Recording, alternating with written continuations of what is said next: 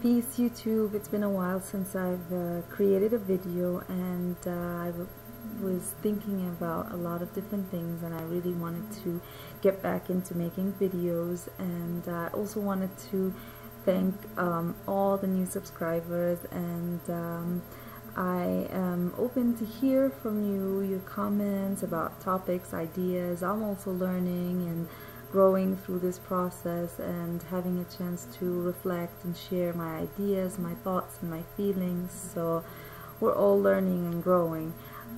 One topic that has been on my mind as I was thinking and reflecting on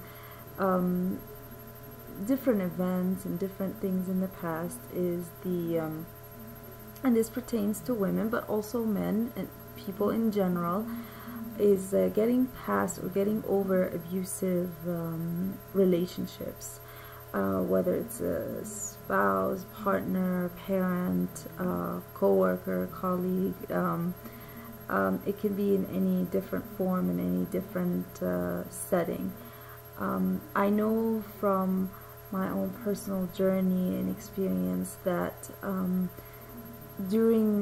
when there was abuse going on, or when getting right after the abusive relationship, there's that sense of like, is there a life after this? What will my life be like? I feel like there are different parts of me that are shattered.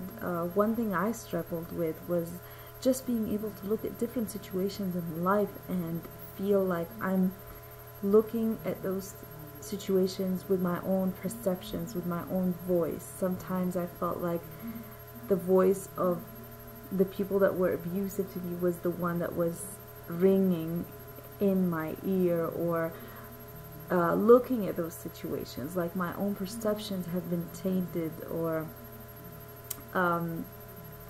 covered by someone else's. And a friend of mine once said to me, after getting out of an abusive relationship, said something like, I just want to have my voice back. And at that time I had not gone through the same kind of experience. I didn't know what she meant by it, but then after thinking about it, I realized, and after experiencing something similar, I realized, okay, now I know what it means to want your own voice back, to be able to just look at situations and know that the person that's perceiving those situations is your own self and not the person that's been inside of your head. Because a lot of abuse is like, we allow people into our realm, we allow people into our energy field, we allow people into our life, and we allow people into our head and into our heart.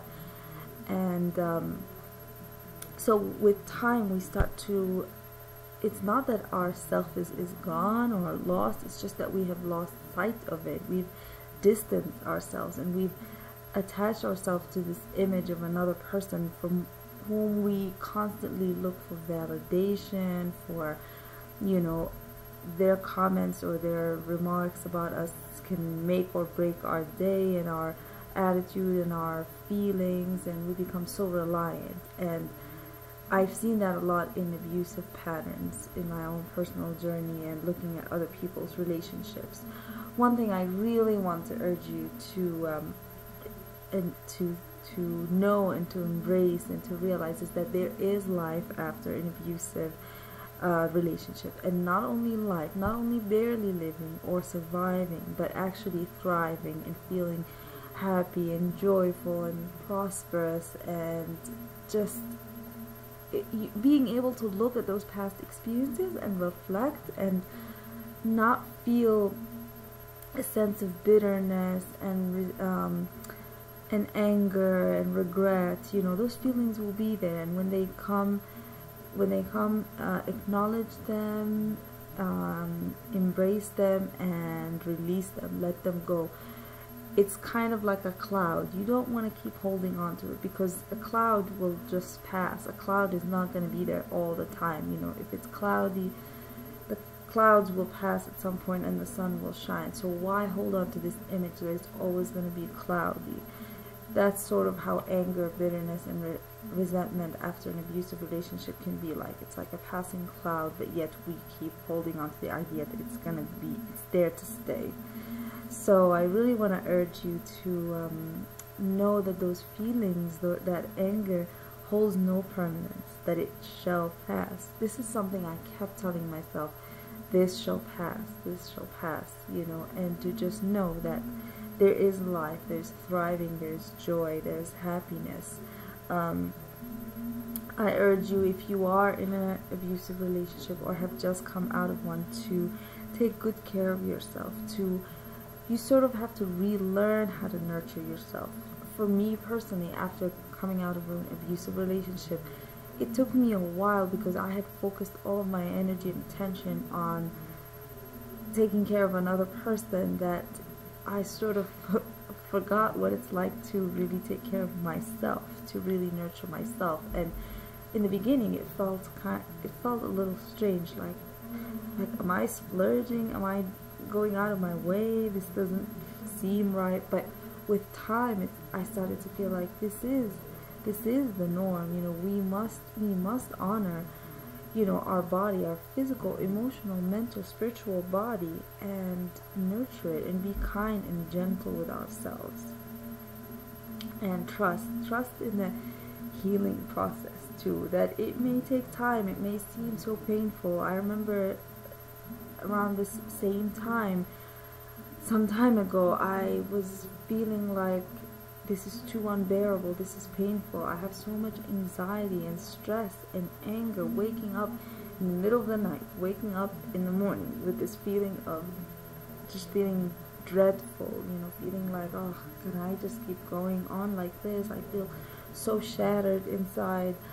And I just want to share with you the feeling and the energy that yes, it's possible to thrive, and it's the ultimate, it's the progression, it's the journey you take back to yourself, which is the most rewarding, the most beautiful, the most worthy, because that's when you realize your self-worth. You realize you don't have to put up with bad, negative, abusive, hurtful patterns, that you're so much more, you deserve so much more, and you deserve so much better, and that love is not contingent on someone else's moods and behavior and manipulation and misuse and abuse and lack of appreciation. You don't have to put up with those patterns. I know there may be a lot to think about if you are going through that, or if you know someone.